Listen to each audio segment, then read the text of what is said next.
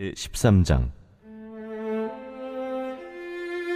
지혜로운 아들은 아비의 훈계를 들으나 거만한 자는 꾸지람을 즐겨 듣지 아니하느니라. 사람은 입의 열매로 인하여 복록을 누리거니와 마음이 괴사한 자는 강포를 당하느니라. 입을 지키는 자는 자기의 생명을 보존하나 입술을 크게 벌리는 자에게는 멸망이 오느니라. 게으른 자는 마음으로 원하여도 얻지 못하나 부지런한 자의 마음은 풍족함을 얻느니라. 의인은 거짓말을 미워하나 악인은 행위가 흉악하여 부끄러운 데에 이르느니라. 공의는 행실이 정직한 자를 보호하고 악은 죄인을 패망하게 하느니라. 스스로 부한 체하여도 아무것도 없는 자가 있고 스스로 가난한 체하여도 재물이 많은 자가 있느니라. 사람의 재물이 자기 생명에 속전일 수 있으나 가난한 자는 협박을 받을 일이 없느니라. 의인의 빛은 환하게 빛나고 악인의 등불은 꺼지느니라. 교만에서는 다툼만 일어날 뿐이라. 권면을 듣는 자는 지혜가 있느니라. 망령되이 얻은 재물은 줄어가고 손으로 모은 것은 늘어가느니라. 소망이 더디 이루어지면 그것이 마음을 상하게 하거니와 소원이 이루어지는 것은 곧 생명나무니라. 모든 부모의 소원은 자녀가 잘 성장해서 인생을 성공적으로 사는 것입니다. 그래서 학원비가 비싸도 학원을 보내려고 노력을 하고 또 재능을 발전시키도록 온갖 기회를 제공해 주려고 합니다. 하지만 여러분, 가장 중요한 부모의 역할은 자녀들에게 하나님을 향한 믿음을 심어주고 의로운 삶이 무엇인지를 가르쳐주는 것입니다. 그것을 놓친다면 아무리 자녀가 훌륭하게 좋은 대학을 가고 또 좋은 재능을 갖추더라도 아무런 의미가 없는 것이죠. 그렇다면 그것을 위해서 부모가 할 수 있는 일이 무엇입니까? 우선은 훈계해야 한다는 것을 알 수 있습니다. 우리나라는 교육열이 남다른 나라입니다. 근데 과거와 지금의 부모들은 자녀를 교육하는 내용에서 확연한 차이점을 보이고 있는데요. 과거에는 부모가 자녀들의 학업뿐만 아니라 인성도 중요하게 교육을 시킨 반면에 지금은 오로지 성공을 위해서 입시에만 지나치게 치우쳐 있습니다. 특히 자녀에 대한 삐뚤어진 부모의 사랑은 자녀들을 지나치게 과잉보호함으로 말미암아 마땅히 훈계하고 가르쳐야 될 예절조차 간과하거나 무시하는 수준까지 이르게 된 것입니다. 그래서 요즘에 이제 나오는 각종 사건들을 보면요, 어떻게 이렇게까지 무너질 수 있을까 싶을 정도로 이 양심이 완전히 무너져 있는 그런 자녀 세대의 모습들을 바라보게 됩니다.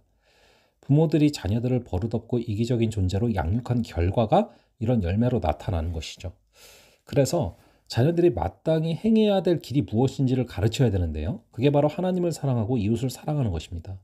부모들은 자녀들이 이 계명에 순종하도록 가르쳐서 하나님의 백성답게 살도록 이끌어야 됩니다. 안타깝게도 한국 교회에서 주일학교가 점차 사라지고 있죠. 아이들이 주일에도 학원을 다니고 공부에 매달려야 되는 상황들이 있기 때문입니다. 하지만 자녀들이 원하는 대학에 들어가고 남들이 부러워하는 기업에 입사한다 할지라도 하나님의 백성다운 삶을 살지 못한다면 우리는 하나님 앞에서 부끄러움을 당하게 될 것입니다. 자녀를 하나님의 말씀으로 지도하고 훈계하고 가정예배하는 일을 소중히 여길 수 있기를 바랍니다. 여러분, 얼마 전에 서울의 한 초등학교 교사가 자살하는 사건이 벌어졌습니다. 학생들의 그릇된 행동을 교사의 책임으로만 돌리는 학부모들의 몰상식한 행동이 그런 비극을 만들어낸 것이죠. 자녀를 가르치는 교사의 권위를 인정하기보다 자녀들을 감싸기만 하는 부모의 행동이 교사나 아이들에게 독이 된다라는 것을 잘 알려준 사건이었죠. 아이들은 부모의 뒷모습을 보고 자란다라는 말이 있어요.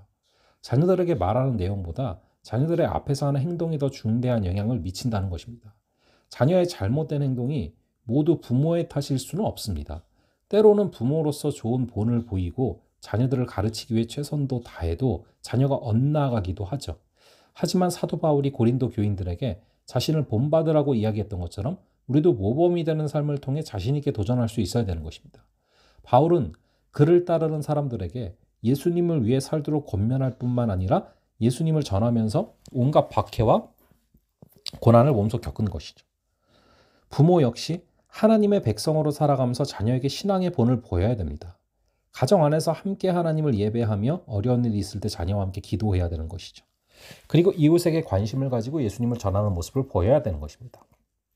부모가 하나님을 삶의 중심에 모시는 본을 보일 때 자녀들이 하나님의 백성다운 삶을 살고 자기 삶의 주인이신 하나님의 말씀에 기꺼이 순종하는 삶을 살아가게 될 줄로 믿습니다. 이 부모의 역할은 너무나 중요합니다.